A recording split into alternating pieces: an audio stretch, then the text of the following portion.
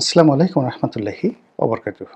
সম্মানিত দর্শক, আজকের এই ভিডিওটি বাংলাদেশের সাবেক প্রধানমন্ত্রী শেখ হাসিনার আগামী দিনের রাজনীতি, ভবিষ্যৎ এবং পরিণতি নিয়ে ইতিহাসের আলোকে আলোচনা করার চেষ্টা করব।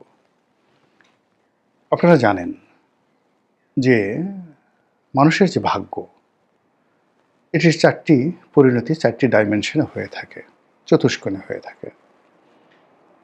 কিছু মানুষ রয়েছে জন্মগতভাবে তারা রাজাবাদশাহ হয়ে জন্ম নেয়।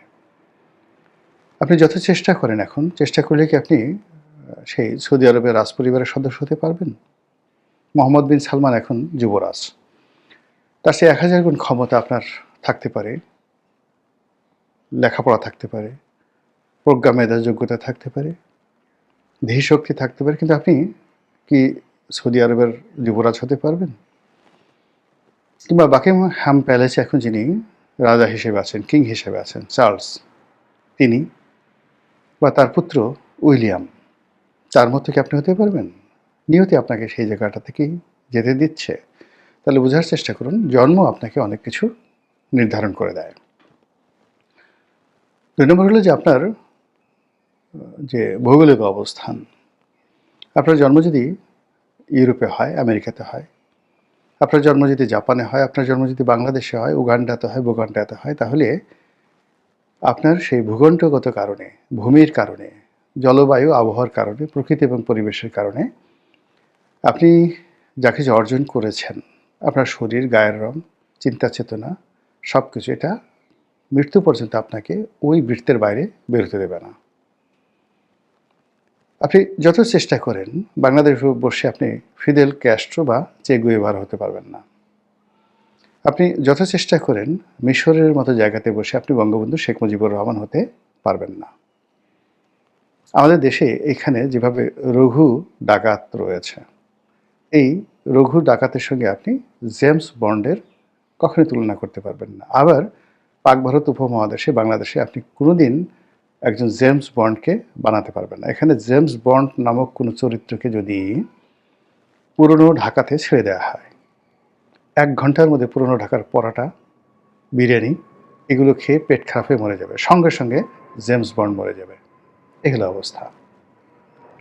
আবার আমাদের দেশের সেই বিখ্যাত যে রানী ভবানী, ভবানী পাঠক, কিংবা ধরুন সেই যে রঘু ডাকাত, এদেরকে নিয়ে যদি আপনি ইটালিতে ছেড়ে দেন, ১ মিনিটের মধ্যে সে মরে যাবে সঙ্গে সঙ্গে। এই জন্য ভূগোল একটা বিরাট বিষয় মানুষের জীবনের জন্য। এরপর টাইম, সময়, অপরচুনিটি, সময় এবং সুযোগ, এই দুটো ছাড়া আপনার কোনো জ্ঞান, কোনো যোগ্যতা কখনো কাজে আসবে না। অনেক সফলতা কেবলমাত্র সময়ের কারণে ব্যর্থ হয়ে যায়, আর অনেক ব্যর্থতা কেবল সময়ের কারণে সফল হয়ে যায়। শেখ হাসিনার জন্য যেটি ২০০৯ সনে সম্ভব ছিল, ১২ সনে সম্ভব ছিল, সেটি ২০২৫ সনে তার জন্য অসম্ভব হয়ে গিয়েছিল। তারেক রহমান সাহেবের জন্য ২০২৪ সনের আগস্ট মাসের ১৫ তারিখ পর্যন্ত যে ইতিহাস রচনা করার তার সুযোগ ছিল, এটি এখন তিনি চেষ্টা করলেও পারবেন না। ফলে সময় একটা বিরাট ফ্যাক্টর। থার্ড হলো ইতিহাস, ট্র্যাডিশন, ঐতিহ্য, বংশক্রম, ক্রোমোজম, এই জিনিসগুলো আপনার ক্ষেত্রে কিভাবে কাজ করে। অর্থাৎ আপনি যে ভূখণ্ডে আছেন সেই ভূখণ্ডের অতীত ইতিহাস এবং আপনি যে কর্ম করছেন সেই কর্মে পৃথিবীর যে ইতিহাস, সেই ইতিহাসের ধারাবাহিকতা আপনার জন্য অনিবার্য হয়। আপনি এর বাইরে যেতে পারবেন না। বাংলাদেশে বঙ্গবন্ধুর যা অবস্থা হয়েছে, চিলির সালভেদর আলেনদের একই অবস্থা হয়েছে। বঙ্গবন্ধুর যে অবস্থা হয়েছে, মার্শাল টিটোর একই অবস্থা হয়েছে। এর বাইরে যেতে পারেনি। একটা সময় আছে, সেই সময়ের সাথে আপনাকে তাল মেলাতে হয়। তো সেই অর্থে শেখ হাসিনা এই মুহূর্তে কোন পর্যায়ের লোক? তার বন্ধুগুলো ধরেন, নরেন্দ্র মোদী, পুতিন, কাতারের এই যে বর্তমান আমির, সে আমিরের বাবা, বাদশাহ সালমানের যে এখন যে মোহাম্মদ বিন সালমান রয়েছেন, তার বাবা বাদশাহ সালমান, ডোনাল্ড ট্রাম্প, এই মানুষগুলোর কথা বললাম যাদের সঙ্গে তার ভালো সম্পর্ক রয়েছে। এর মধ্যে আরেকজন আছে বর্তমান, যিনি ভুটানের যিনি রাজা, তিনি সজীব ওয়াজেদ জয়ের খুব ঘনিষ্ঠ বন্ধু, ক্লাসমেট। আর তার বাবা শেখ হাসিনার ঘনিষ্ঠ বন্ধু, মানে সাবেক রাজা, ভুটানের সাবেক রাজা। এই যে লিগেসি, এই মানুষগুলোর তকদিরের সাথে, পরিণতির সাথে, যাকে বলা হয় তার লিগেসি এবং তার তকদির নির্ভর করছে। ২ নম্বরে যেটা আছে যে তিনি যে লিগেসি ধারণ করেন, বঙ্গবন্ধু, এটি তার প্রধান পুঁজি। তো বঙ্গবন্ধু লেভেলে তার বন্ধু কারা ছিলেন? Nelson Mandela. তার বন্ধু কারা ছিলেন? যুগোস্লাভিয়ার মার্শাল টিটো। তার বন্ধু কারা ছিলেন? আনোয়ার সাদাত, মিশরের president Anwar Sadat, Fidel Castro. তার বন্ধু ছিলেন ইয়াসির আরাফাত। অর্থাৎ আপনি সেই জোট নিরপেক্ষ আন্দোলনে 1973-তে যে বঙ্গবন্ধুর উপস্থিতি, সেই জায়গাতে যে পোর্ট্রেটগুলো আছে, ছবিগুলো আছে, এবং সেখানে তার সঙ্গে যার বন্ধুত্ব, সেই বন্ধুত্বের প্রেক্ষিতে যে একটা ইতিহাস রচনা হয়েছে, সেই ইতিহাসের ধারাবাহিকতায় ওই মানুষগুলোর যে পরবর্তী প্রজন্ম, নেক্সট জেনারেশন যারা রাজনীতিতে এসেছেন, তাদের যে পরিণতি হয়েছে, শেখ হাসিনারও ঠিক সেই পরিণতি হবে, এতে কোনো সন্দেহ নাই। এটাই হিস্ট্রি। ইতিহাস বলেন না যে ইতিহাস বারবার ঘুরে ফিরে একই ঘটনা ঘটে, হিস্ট্রি রিপিট ইটসেলফ, বারবার ফিরে আসে। তো শেখ হাসিনার জন্য ঠিক সেই ইতিহাস বা সেই পরিণতি অপেক্ষা করছে।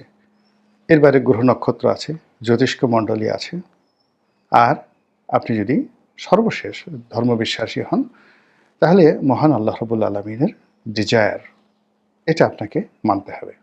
শেষটা দিয়ে শুরু করি, মহান আল্লাহর ডিজায়ার। আমরা দেশের জনগণ যেভাবে আশা করেছিলাম, আতঙ্ক অনুভব করেছিলাম, সেক্ষেত্রে শেখ হাসিনার মৃত্যু আমাদের দেশের বেশিরভাগ মানুষ কামনা করেছিল নির্মমভাবে, যে তিনি ধরা পড়বেন, গণপিটুনিতে মারা পড়বেন, এবং সেই ধরনের একটা পরিস্থিতি কিন্তু তৈরি হয়েছিল। এবং এটা ছিল 99.99%। জনগণ গণভবন আক্রমণ করবে এবং সেখানে শেখ হাসিনাকে ধরে, তার বোনকে সহ ধরে পাড়িয়ে মেরে ফেলবে। অনেক মানুষ মনে মনে আশা করতেন যে জয়, পুতুল তারাও বাংলাদেশে যখন থাকে, অর্থাৎ কেউ যেন ৭৫-এর 15ই আগস্টে যারা উল্লসিত হয়েছেন, তাদের বক্তব্য হলো যে ওই সময়টিতে শেখ হাসিনা, শেখ রেহানার যে বেঁচে যাওয়াটা, এটা তাদের জন্য একটা অভিশাপ। কাজেই আগামী দিনে যদি এরকম কোনো সুযোগ আসে, তাহলে সেক্ষেত্রে শেখ পরিবারের একটা সিঙ্গেল শেখকে বাঁচিয়ে রাখা যাবে না। সেক্ষেত্রে শেখ সেলিম, শেখ হেলাল, অন্যান্য যে সকল শেখ রয়েছে, সবাইকে পাড়ায় মারতে হবে। এই ছিল মানে শেখ হাসিনা বিরোধী, আওয়ামী লীগ বিরোধী তাদের একটা জনরোষ। যদিও শেখ পরিবারের মধ্যে অনেক অভ্যন্তরীণ দ্বন্দ্ব সংঘাত কোন্দল রয়েছে, কিন্তু অবাক করার ব্যাপার হলো মিরাকেলি প্রায় সব শেখ নিরাপদ দেশ ছেড়ে পালিয়েছেন বা চলে গেছেন। তাদেরকে পাঠানো হয়েছে, কেউ নিজে চলে গেছেন, কেউ পরবর্তীতে চমৎকারভাবে পালাতে পেরেছেন। It's a miracle. অথচ এদেরকে যদি আগস্ট মাসের 2024 সালের 15 তারিখের মধ্যে পাওয়া যেত, জনরোষ এমন পর্যায়ে ছিল তারা কেউ বাঁচতে পারতেন না। তাদেরকে কে বাঁচালো?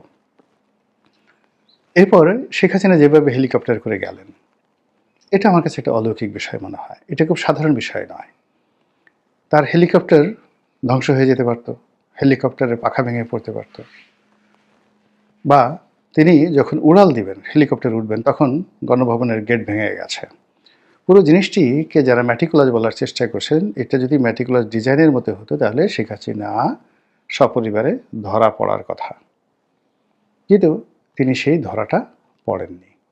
এমনকি তার যারা লোকজন, যেমন সালমান এফ রহমান বা আনিসুল হক, তাদেরকে ধরিয়ে দেওয়া হয়েছে, তাদেরকে নিরাপদ আশ্রয় নিয়ে যাওয়া হয়েছে। পরবর্তীতে তাদেরকে ধরিয়ে সরকারের জিম্মায়, রাষ্ট্রের জিম্মায় পাঠানো হয়েছে, এখন বিচার চলছে। কিন্তু জনগণ যদি তাদেরকে 15 আগস্ট পেত, বিশ্বাস করেন তাদেরকে মানে টুকরো টুকরো করে ফেলা হতো, রক্ত থেকে মাংস আলাদা করে ফেলা হতো, হাড্ডি গুড্ডি সব এলোমেলো করে দেওয়া হতো। এতটা জনরোষ ছিল। কিন্তু কেন সেটা হলো না?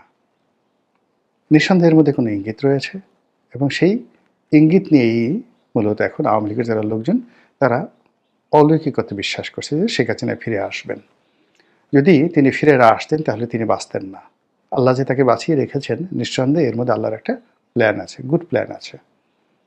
এই আশায় তারা প্রতিদিন সীমান্তে তাকিয়ে থাকেন, প্রতিদিন নরেন্দ্র মোদীর দিকে তাকিয়ে থাকেন, দিল্লির দিকে তাকিয়ে থাকেন, আর পত্রপত্রিকায় দেখেন, এবং আমরা যারা কন্টেন্ট তৈরি করি আমাদের কথাবার্তা শোনার মধ্যে তারা খুঁজে বের করার চেষ্টা করেন যে শেখ হাসিনার আসার কোনো সুসংবাদ আছে কিনা।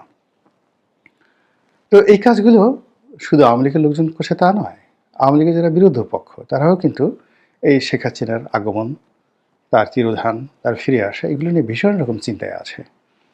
বিবিসি থেকে শুরু করে অন্যান্য যে সকল আন্তর্জাতিক গণমাধ্যম, তারা মানে শেখ হাসিনাকে মাইনাস করছে না কেউ, বরং অনেকে প্রমোট করছে, বিশেষ করে BBC world, BBC India, BBC Bangla. তারা প্রতিদিনই একটা না একটা কন্টেন্ট তৈরি করছেন যেটা প্রকারান্তে আওয়ামী লীগকে পুনর্বাসিত করছে, শেখ হাসিনার ইমেজ বৃদ্ধি করছে এবং একটা পজিটিভ ধারণা শেখ হাসিনা সম্পর্কে তৈরি করছে। এবং আজকের এই ভিডিওটি যে আমি করছি এটাও বিবিসির একটা রিপোর্ট দ্বারা আমি অনুপ্রাণিত হই।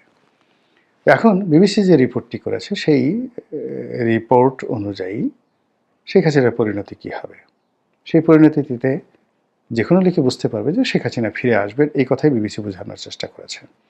তারা খুব সুকৌশলে যারা ক্ষমতাচ্যুত হয়েছে এবং যারা ধরা পড়েছেন, জনতার হাতে ধরা পড়েছেন, তারা সবাই ফাঁসিতে চড়েছেন, এটা তারা সুন্দর করে বুঝিয়ে দিয়েছেন। সেক্ষেত্রে দ্বিতীয় বিশ্বযুদ্ধের শেষ পর্যায়ে যেভাবে সৈনিকদের হাতে ফ্যাসিবাদের জনক বেনিতো মুসোলিনি ধরা পড়লেন, যেভাবে নিকোলাই চাউশেস্কু এবং তার স্ত্রী এলেনা ধরা পড়লেন সেনাবাহিনীর হাতে, তিনিও কিন্তু এইভাবে হেলিকপ্টারে করে উড়ে যাচ্ছিলেন, কিন্তু সেই হেলিকপ্টার আবার নামিয়ে ফেলা হয়েছিল মাঝপথে, উড়তে পারেনি, সেনাবাহিনী বিদ্রোহ করেছিল। তো এখন বাংলাদেশের যে এরিয়া, সেই এরিয়ার মধ্যে শেখ হাসিনার হেলিকপ্টারটা একটা নির্দিষ্ট সময় পর্যন্ত ছিল, 2 ঘন্টা 2.5 ঘন্টা। আপনি যদি সীমান্ত এখান থেকে এয়ারপোর্ট পর্যন্ত তাকে যেতে হয়, কয় ঘন্টা সময় লেগেছে, ফ্লাইং টাইম, নামা এবং সেখান থেকে সামরিক বিমানে চড়া এবং সেখান থেকে আবার যাকে বলা হয় ভারতে যাওয়া, এই সময়টার মধ্যে যদি সেনা বিদ্রোহ হতো, এই সময়টার মধ্যে যদি কোনো রাজনৈতিক সিদ্ধান্ত হতো তাহলে তাকে ফিরিয়ে আনা যেত, সেটা হয়নি। ফলে নিকোলাই চাউশেস্কু এলেনার ক্ষেত্রে যে ঘটনা ঘটছে সেই ঘটনা শেখ হাসিনার ক্ষেত্রে ঘটেনি, আগামীতেও ঘটবে না। একইভাবে যে ঘটনা ঘটেছে সেই ফ্যাসিবাদের জনক সেই ইতালির বেনিতো মুসোলিনির ক্ষেত্রে, সেটাও তার ক্ষেত্রে ঘটেনি, তিনি পালাতে গিয়ে ধরা পড়েননি। এভাবে বিবিসি আরও 10-12 জনের নাম বলেছে যারা ধরা পড়েছেন এবং মারা গেছেন। সাদ্দাম ধরা পড়েছেন, মারা গেছেন, ফাঁসিতে চড়েছেন। তারপর গাদ্দাফি ধরা পড়েছেন, মারা পড়েছেন। কিন্তু যারা নিরাপদে চলে যেতে পেরেছেন, রেজা শাহ পাহলভি চলে যেতে পেরেছিলেন নিরাপদে। ডাক্তার সান ইয়াত-সেন, চীনের কিংবদন্তির নেতা, আধুনিক চীনের সেই প্রথম প্রেসিডেন্ট, তিনিও চলে যেতে পেরেছিলেন, ইংল্যান্ডে পালিয়ে যেতে পেরেছিলেন এবং সেখান থেকে তিনি সেই বিপ্লবের পরে এসে সে প্রথম সেই চীনের প্রেসিডেন্ট হয়েছিলেন, ডাক্তার সান ইয়াত-সেন। এখন শেখ হাসিনার জন্য কি পরিণতি অপেক্ষা করছে? তিনি কি সান ইয়াত-সেনের মতো ফিরে আসবেন, আবার নতুন করে সবকিছু ইতিহাস তৈরি করবেন, নাকি ইয়াসির আরাফাতের মতো, তার বাবার বন্ধু ইয়াসির আরাফাত যেভাবে তার বিরুদ্ধে মৃত্যুদণ্ড জারি হয়েছিল, তিনি সেই মৃত্যুদণ্ড মাথায় নিয়ে সেই ফিলিস্তিনের অভিসংবাদিত নেতা হয়েছিলেন, নেতা হয়ে ফিরে এসেছিলেন, রাষ্ট্র ক্ষমতায় পেয়েছিলেন এবং নোবেল পুরস্কার পেয়েছিলেন। শেখ হাসিনা কি আরেকটা নোবেল পুরস্কার পাবেন? আমি বলতে পারি না, বিবিসিকে জিজ্ঞাসা করেন। মহান আল্লাহ আমাদের সবাইকে হেদায়েত দান করুন। আসসালামু আলাইকুম রহমতুল্লাহি ওয়া বারাকাতুহু।